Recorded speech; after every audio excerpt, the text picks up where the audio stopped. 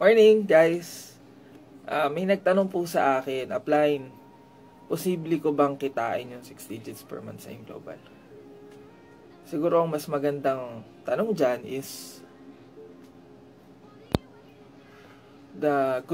magandang tanong dyan is, willing ka bang gawin yung mga bagay para kumita ng 6 digits per month?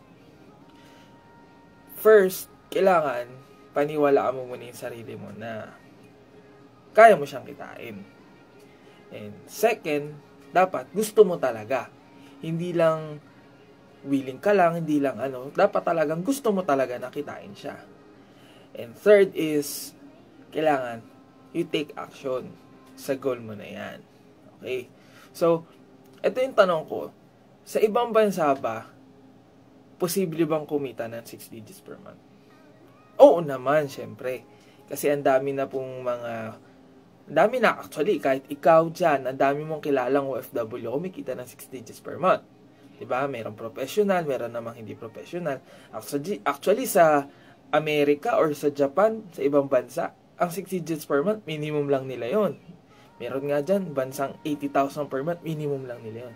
So, the big question kasi is, posible talaga siya. Kayang-kaya siya. Kasi kung sa ibang bansa nga nagagawa, and how much more kung dito sa Pilipinas, lugar lang naman po yung pinagkaiba. Tama ba?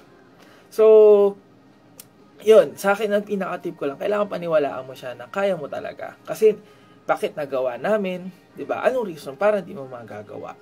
Diba? So, sa akin lang, taasan mo rin yung goal mo. Pinaka-number 1 tip ko. Kasi ako na-realize ko, pag tinataasan yung goal, sumusunod Nag-start po ako sa 5,000, 10,000 per month. Hanggang sa nung naabot ko siya, tinaasan ko, naging 20,000 per month.